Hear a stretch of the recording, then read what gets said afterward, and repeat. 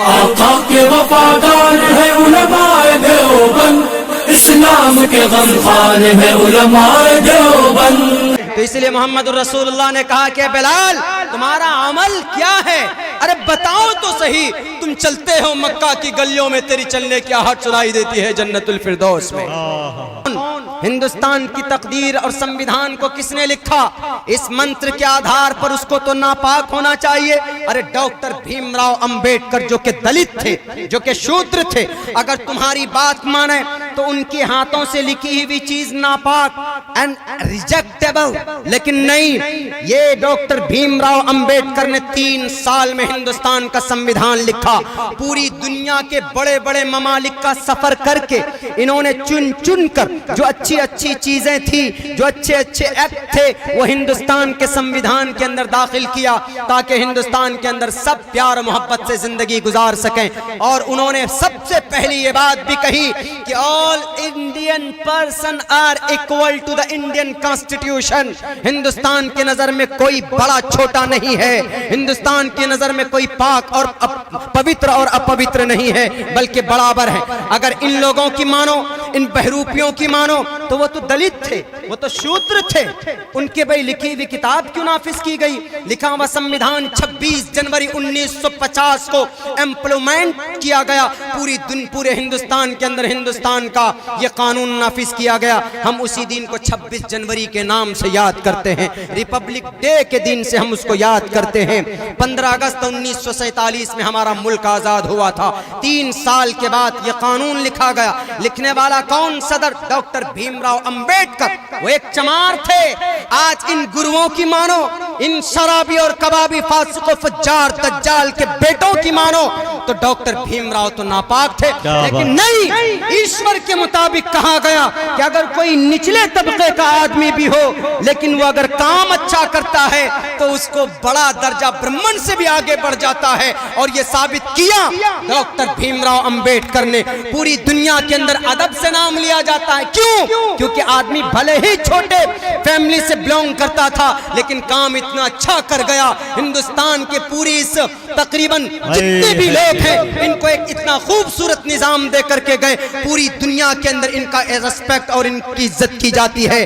اور آج کے ڈیٹ میں جو اپنے آپ کو کہتے ہیں کہ آئی am a Brahman, I am a god, I am a son of Brahman ji, ہم برہمن جی کے سر سے پیدا ہوئے، ہمارے ہندوستان کے ہندو بھائیوں آپ برہمن خاندان میں پیدا ہوئے ہیں، میں دل کی گہرائی سے آپ کی رسپیکٹ، آپ کی عزت کرتا ہوں۔ لیکن اگر آپ نے یا کسی نے بھی، یا اگر مسلمانوں میں بھی اگر کوئی سید ہے یا کوئی چودھری ہے تو اپنی چودراہٹ کو کسی کے اوپر ظلم کرنے کے لیے استعمال کرنے کے اللہ نے نہیں دیا۔ اگر آپ برہمن ہیں تو اچھی بات ہے، لیکن اگر اس برہمن کو آپ نے گائے کے نام پر لوگوں کو مارنے کے لیے اگر استعمال کیا، اگر آپ نے اپنے اس عہدے کا استعمال مندر مسجد کے نام پر لڑانے کے لیے کیا، اگر آپ نے اپنے اس عہدے کا استعمال کہیں ابھی گڑگاؤں کے اندر ابھی ایک گھرانے کو 10 لوگوں کی ایسی بے رحمی کے ساتھ پٹائی کی گئی، جب پیٹنے کے لیے وہ بے لگام گھوڑے آئے تھے، اپنے آپ کو کہہ رہے تھے کہ میں برہمن ہوں، آپ کو ایشور نے برہمن بنایا،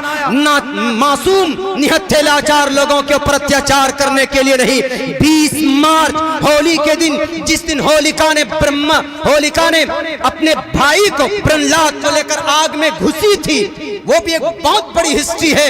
اس پوتر موقع پر ہمارے ہندوستان کے ہندو بھائیوں، آپ کو تو اس دن خوشی منانی چاہیے، لیکن آپ کے بے لگام گھوڑوں نے جن کے رگوں کے اندر آپ نے انجیکشن ڈال کر نفرتیں بھر دی ہے، وہ ڈنڈا لے کر پہنچا اس گھر کے اندر اور کہا کہ یو آر اے مسلم، تم تو مسلمان ہو، تم یہاں نہیں رہ سکتے، تم پاکستان جاؤ۔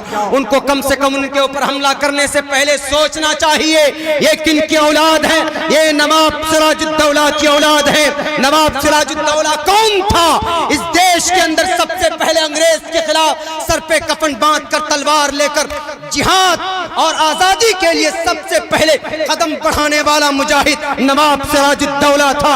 آپ نے سوچا ہوتا 2 بار 3 بار 10 بار کہ ہم جس فیملی کو مار رہے ہیں ان کے باپ داداؤں کی بڑی قربانی رہی۔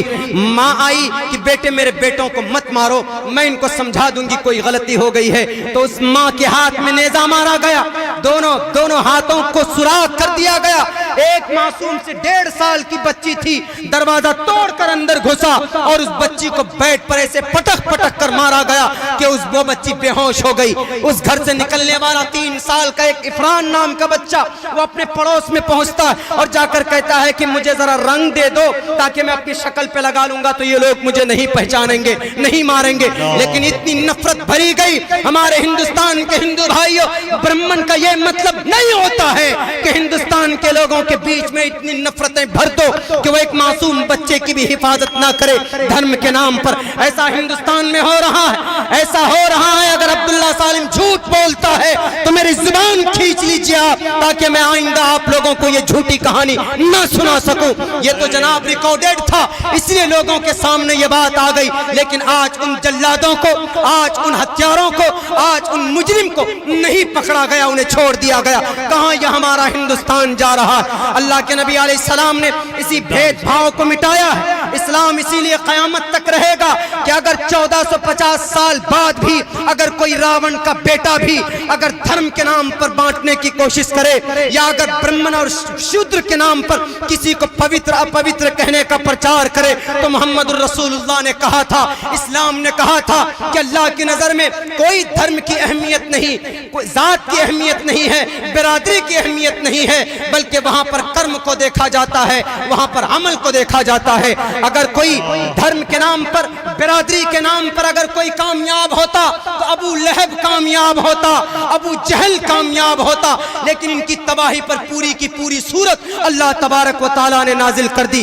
لیکن وہیں پر دیکھو، اگر کرم اچھا ہو تو بھلے ہی غریب ہو، بھلے ہی بدصورت ہو، بھلے ہی وہ نچلے طبقے سے تعلق رکھتا ہو۔ کون؟ بلال حبشی رضی اللہ تعالیٰ عنہ غریب تھے، غلام تھے، لاچار تھے، بے بس تھے، 3 مرتبہ غلام ہو چکے تھے۔ اگر تمہاری مانو تو ان کو تو کچرے میں ڈالنے کے لائق آدمی تھے، لیکن نہیں، اسلام نے کہا لا فضل لعربی علی العجمی، کوئی آدمی اگر مالدار ہے تو غریب کے اوپر کوئی فضیلت نہیں، اگر کوئی خوبصورت ہے تو بدصورت انسان کے اوپر کوئی فضیلت نہیں، اگر کوئی آدمی طاقتور ہے تو کمزور کے اوپر اس کا زور نہیں چلنا چاہیے۔ محمد الرسول اللہ نے، اسلام نے جو قیامت تک رہے گا، ان اچھائیوں کی بنیاد پر ان غلط فہمیوں کو دور کرتا ہے جو آج کے ڈیٹ میں لوگوں کی دل و دماغ کے اندر جو ایلیگیشنز لگائے جاتے ہیں۔ تو اس لیے محمد الرسول اللہ نے کہا کہ بلال تمہارا عمل کیا ہے؟ ارے بتاؤ تو صحیح، تم چلتے ہو مکہ کی گلیوں میں، تیری چلنے کی آہٹ سنائی دیتی ہے جنت الفردوس میں۔